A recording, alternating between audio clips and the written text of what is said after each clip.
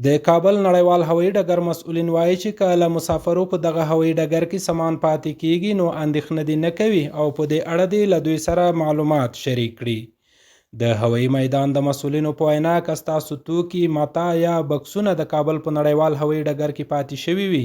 د هوایي ډګر د ویب سایټ له لارې اړونده فرمه ډکه کړئ او په لنډ وخت کې د خپلو توکو د ترلاسه کولو لپاره اقدام وکړئ.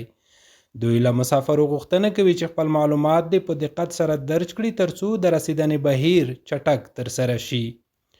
مسؤلین زیاتوي چې د اجناسو د پاتې کېدو په صورت کې د ورک شویو اجناسو راپور په 24 ساعتونو کې د اجناسو له بشپړ معلوماتو سره د هوایي ډګر په ویب سایټ کې د فورم د ډکولو له لارې له دوی سره شریک کړي او په خوندي ډول د خپل اموال ترلاسه کړي.